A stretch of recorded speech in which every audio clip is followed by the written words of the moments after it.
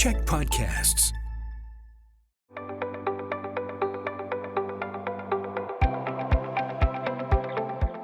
Hello, I'm Bruce Williams. I'm the CEO of the Greater Victoria Chamber of Commerce. Welcome to Chamber Chats. As always, coming to you from the podcasting studios here at the Czech Media Group, one of our chamber champions. I'd like to acknowledge, as always, that I live and work in the land of the Lekwungen-speaking nations known to us as Songhees and Kosapsum. And all of this is made possible by the support of Island Savings, a division of First West Credit Union, who are changing what banking can do for people, for community, and for the planet.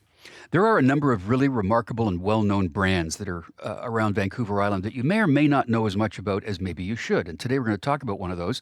They're an absolute leader in community support. They are innovative. They're always doing things up to date. And they are the Co-op organization. And Corey Gillon is the CEO and the president of Co-op. Corey, how are you? Good. Thanks for having me, Bruce. Yes. Do I address this as Peninsula Co-op? Is that still the name you're using? You bet. Yeah, but you go beyond the peninsula, right? I mean, you're up island now too, right? Exactly. You bet. All the way through Courtney Comox to Campbell River, Duncan, and everywhere kind of between a little bit. Yeah. So something we always ask people on this whole feature is, you meet somebody for the first time, how do you explain to them what is Peninsula Co-op? What do you say to them? Yeah, I think if I the most basic way, sometimes I go back and I just kind of speak to our mission. And in a lot of ways, we're a well-known company that isn't necessarily as known as maybe we think we might be. And depending on the circle, I kind of speak to our mission a little bit, which is essentially, we're here kind of providing products and services for a member-owned retail organization based here and predominantly in Southern Vancouver Island. I think when I talk to people, there's likely some misconceptions that come from the conversations, and in many ways, I talk about what's unique about our business, and that is the first bit, which is we're member owned and locally member owned. Which means we also then reinvest and dividend essentially our business back, or our profits back to our members locally. So a lot of what we do in our ecosystem is essentially kind of giving back dollars, not only at a community level, but also from how we are successfully, or how successful we are as a business in terms of rebate. And probably the piece that often comes up is we're often mistaken for a nonprofit organization. And I think maybe the word co-op gets that, but we're a for-profit organization at the end of the day, competing with all other retailers in our spaces across fuel, convenience, grocery, and liquor locations. Yeah, so the term co-op applies to exactly who you are and what you do, right?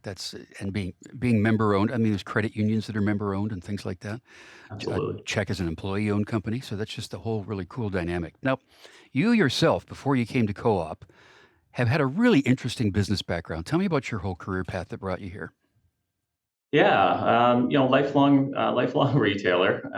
Started my retail career as a stock boy and pushing carts, if you will, in Zellers actually. I was speaking on a former HBC company. Obviously, we're at a time frame of that the ending of that chapter. Started there when I was 17, but kind of never looked back from a retail perspective as it stands. To kind of summarize it, I suppose I had left school and became a manager trainee in in Walmart Canada, right at the beginning of Walmart Canada, about 3 years in from the time it had acquired Wilco. If anyone remembers that business, I do. Yep. A little bit. And ended up having a right time, right opportunity. I was based in Vancouver at the time, and kind of grew through the organization and spent 18 years with Walmart Canada, both domestically and internationally. Kind of summarizing, kind of going right the way through the operational line, through kind of assistant store manager, district manager, to regional vice president. At one point, kind of looking after the Western Canadian business, which was a very big business, which is about a $7 billion P&L, about 25,000 associates, and over 100 stores. Came back to Canada via Toronto, headed up the e-commerce side of the business, omni-channel. Did that for a couple of years. And then eventually kind of made my way back to Vancouver through an organization, left Walmart, but for a really great opportunity with a company called Aritzia. Hmm. So I was their senior vice president, overlooking their retail operations, the business, kind of pre-IPO, about 6 months before the IPO of that business, and becoming public and becoming more and more famous. But based in Vancouver, which is really where I wanted to get back to, and then ended up looking at what I was going to kind of do next, and a recruitment team had reached out to me for this role. At the time, I was on vacation with my family, and had an opportunity to kind of speak to the group, and ultimately learn a lot more about Peninsula Co-op, which I was not completely aware of. I understand, I know the Co-op banner from a brand perspective, and a competitor in some cases, but had a chance to join this business, and learned about all the great things not only it's been doing in its reputation, but also I think a pretty progressive board that was focused on at the time, really someone come in and be a bit of a change agent for the organization as it focuses on diversification. Yeah, you mentioned Aritzia. It's a Canadian-owned brand, which I'm You familiar with because bet. there are people in my family that shop at Aritzia because it's Canadian-owned. But the reason I wanted you to talk about that history, you've been this chameleon-type figure going through all of these changes and things you did all over the world. And without this being an overly simplified question, how much has retail changed within your career? Yeah. Wow. Yeah, big question, right? Yeah, I was summarizing. I was having a chat with a former colleague of mine at Walmart, and we were speaking to our time coming through the business, and date myself a little bit here, but in the time I was an assistant manager, a store manager with the organization, our scheduled work week was 55 hours and 60 hours scheduled. The whole world of retail was all about, like, get there and open, and the first one in and last one out kind of mentality was very much the focus. And so just from a sheer amount of I don't know if you'd be able to get that past anybody in today's world. Oh, no, no. But that was kind of the stepping stone, and it wasn't unique, it was the schedule. I could kind of go on, and I guess every retail organization has different maturity models and maturity curves, and they're in different places. Um, you could go to Walmart, which is certainly kind of leading in many of those spaces. If you go to Aritzia, which is such a strong brand, kind of led by its founder of the organization, and a really creative space to Peninsula Co-op, which is probably lower down the maturity model curve, but certainly from a community-based standpoint, a really important place. So tremendous amount of change, and I think the obvious one is to speak to technology, but I kind of go to the maybe just the structural components of it as well, that just kind of rung a bell to me. And of course, there is still change coming, and we're going to talk about that next.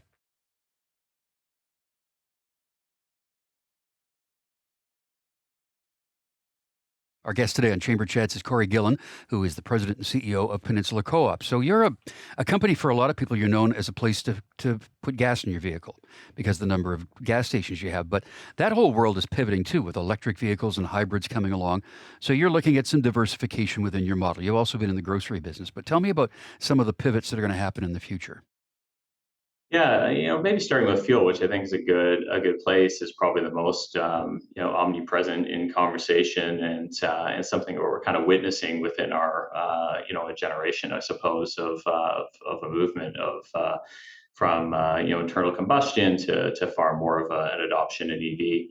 I think in that space overall, I think fuel retailers like ourselves, traditional kind of whether it be commercial retail, you're seeing a decline of fuel volumes, and they're declining roughly at about 2% a year. And it may depend on the country, the part of the country you're in. It may be different depending on the city, that sort of thing. But in general, that's kind of what we're seeing.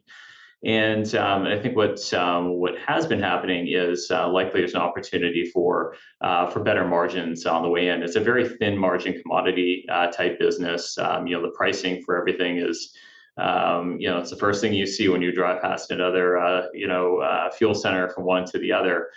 So razor thin margin type business. But I think as the declines happen there, there's likely some profitability, and we always kind of state that we want to be the last fuel center standing at that point. So I think it's important for us to keep our assets in good order. But maybe some of the larger businesses kind of cut their fleets and do some of the trimming that might be there. As far as we see that, and I think as I kind of came into the business, we see that on the horizon as obviously not an immediate threat, but certainly over the longer term, we need to be aware of that and adjust for it. So from just a pure, like an internal transformation across the business, kind of setting ourselves up a little bit differently internally, but also from our profit model was the mix that we want to be able to achieve, and we essentially wanted to increase our operating income to be greater than a third of our operating income coming from non-fuel sources. And so over the last, give or take 2 years that I've been with the business, we've moved in that direction and kind of exceeded that number overall. And really from that, we looked at private liquor as a space that we felt was a good place to plant the flag.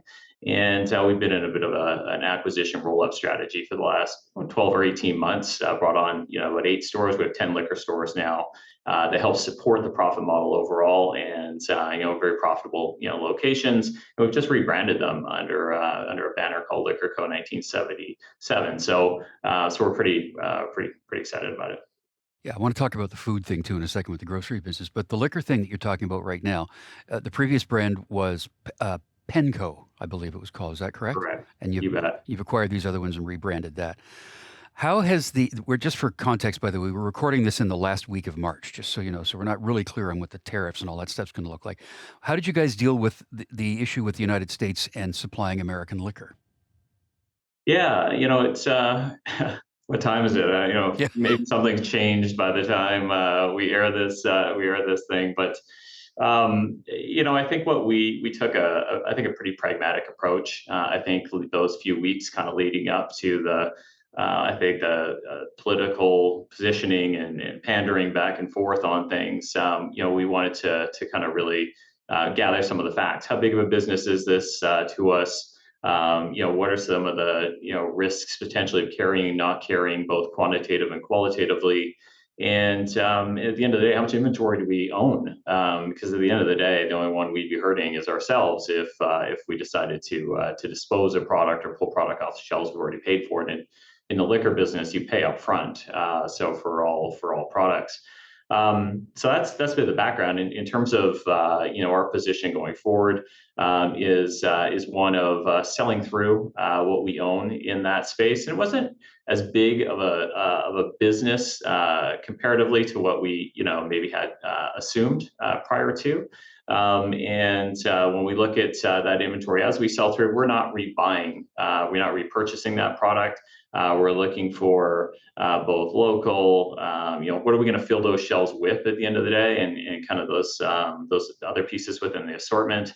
So whether it be local, whether it be Canadian, or whether it be international. And I think that we're kind of following the suit of the BC liquor distribution as well. Yeah, so we're going to pick up that conversation and talk about the grocery business next.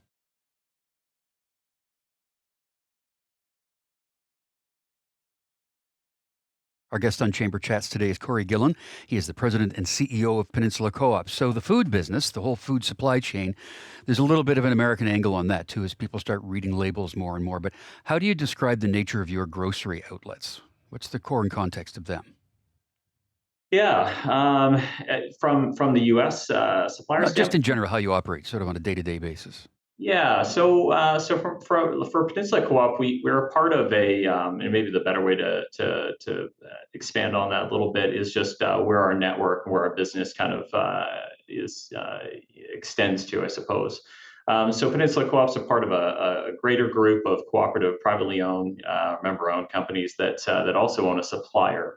That is called Federated Co-op, and that is it's a company based in Saskatoon. And really, that job of that group is to be supply, distribution, and some shared services at the end of the day. They also own a refinery, so all of the companies across Western Canada that carry that banner co-op are also owners in a refinery based in Regina as well. So there's that's about a $12 billion business you probably never heard of. Nope. Doesn't It's quite humble, I suppose, in terms of scale and size, but essentially that's where we kind of draw from. And so from on the food side specifically, it helps us be able to scale food businesses. And to date, Peninsula Co-op's actually been quite on that front in terms of opening any significant amount of grocery retail locations. And part of that has been the reason being kind of the supply chain to the island always made it a little bit more difficult. We have one grocery store, which is oddly enough the genesis of Peninsula Co-op, that's still there on Keating as a part of Keating Mall. And now that we've seen some investment that we've certainly from a distribution and supply chain standpoint, which recently you would have seen a press release about Federated Co-op acquiring Cold Star in the last few weeks. That kind of puts us in a position now where we're like, great. This is probably a channel within our organization that we've been challenged with from a supply chain standpoint, being able to compete well, based on location, that sort of thing. That now we're looking at it as much more of a, hey, we have the infrastructure there. Let's look to expand those channels. Yeah, Cold Star is a food distribution company. They've actually, they're a member of the Chamber. They're a Chamber champion, just like Peninsula Co-op is. And that we have done one of these Chamber Chat podcasts with them. So again, this stuff all can, what just stands out with all of this stuff, Corey, is it's so Canadian. It's Yeah. absolutely 100% Canadian, isn't it? Absolutely. Yeah, it's it goes beyond kind of macro and right into kind of micro very, very quickly. And those degrees of separation are your neighbor, not some organization in another city or country. And speaking of being very Canadian, your company invests huge amounts of resource into community support. When you are, I don't like to use the word donate, you invest in causes and things that are affecting our community. Tell me about that and how you do it. Yeah, that's really appreciate that comment. I think where we put our dollars beyond sharing and profitability with our member owners, which is super key in terms of our success. They're the ones that drive. It's the reinforcing loyalty program, for lack of a better way of describing that. But when we look at community, we look at not only kind of reinvesting, whether it be through people, whether it be through products, whether it be all of those kind of things, jobs, that sort of scenario, but also as it relates to the community and at hand. And so, we'll on any given year, somewhere between $500,000 and $600,000 a year that we'll give back to the community across multiple causes. That can be everything from a hospital foundation in some cases to supporting, a local sports league or a foundational event for something that's kind of up and coming. So we think that when we kind of look at our ecosystem, we kind of have three things: whether it be our people, whether it be our member, whether it be the community, and we kind of use those as a bit of a triangle to make sure that we kind of invest and reinvest in that ecosystem on a continuous basis. Well, when your employees see that happening, though, that must be a great source of pride for them. And great team spirit goes with it too, right? Absolutely. And we have a very, very strong volunteer membership base within the organization. And the people, when I think about those movements and shifts of people within that triangle or investment within that triangle, human capital is a massive part of that. And individuals are members. They are employees. And they are volunteers, or they're a part of an organization that's being supported by Peninsula Co-op within community. So we just see that the touch points again are pretty strong and resonate well. Yeah, I mean, another connection for community is that you put the time and effort into becoming a member of the Chamber of Commerce board. You did the work to get elected to do that. Tell me about why you did that. Yeah, I think you had a bit of a hand in sending me in that direction. The rest was up to me, I suppose. I think really kind of two things. I think one, when we look at from a business standpoint, we talked about being an organization that maybe isn't as known as maybe we'd hope or like to be, particularly in the Victoria market in many ways, from just a pure location standpoint. So I think from that scenario is a place of, hey, let's get on the radar a little bit, from that standpoint, and be involved with many of the organizations within the chamber. So a really good proposition, I think, that kind of came with that. The second piece really kind of supporting that, which is the networking component. And so individuals that you're able to meet and ultimately then potentially do business with in many ways is also really really exciting from the opportunity with the chamber. So it's I've worked with chambers before, never sat on a board of a chamber before, so it's been kind of fascinating and a great learning exercise for me. However, at the same time, the health of the Victoria Chamber is something that is just feels much more organized and far more effective and efficient than maybe I've seen some other places in the past. So kudos to you and the team. Yeah, despite having me in charge, it's a pretty organized place. That's for sure. Just about done here. But one last thing. So you've seen all of this change through retail years that you've spent and the technology and the inventory control and all that sort of thing. What's next? What's down the road for Co-op? What sort of changes are going to happen and advancements? Yeah, it's we've kind of come off a 3-year kind of strategic plan that was put in place or kind of certainly kind of led from my time coming into the business. I've been in the business about 2.5 years now, but we're ahead. We're actually ahead of that schedule in terms of diversification. So the good news is we're in a position that we're kind of drafting up the next 5 years for us. And when I look at what we're looking to do, we've kind of a very ambitious goal financially. Can we be a $500 million business? And I think that we're a little over $300 million today. Can we extend to that $500 million business? A very ambitious plan. How are we going to get there? And really kind of you think about that triangle of people, community, and membership being huge components for us. We're going to continue to kind of leverage those pieces. And then businesses that we are in and looking to additionally grow within those existing business units. We feel we have a pretty hedged portfolio right now of different types of businesses, both regulated and non-regulated, that we can kind of grow this business. So I think there's going to be a bigger focus based on our infrastructure partnership with FCL. That grocery will likely be something we're going to be looking to do more of in the short midterm, and whether that's through greenfield, whether that's through new builds, whether that's through just new concepts, whether that's new geography, or whether it's through acquisitions. We're kind of looking across all of those channels to help grow that business. Pretty amazing organization and great leadership by you, Corey. Thanks very much for serving on the chamber board. Thanks for being a chamber champion, and thanks for being with us here today. Thanks for having me, Bruce. You bet. Corey Gillon is the CEO of Peninsula Co-op. I'm Bruce Williams. We'll see you again for another Chamber Chat.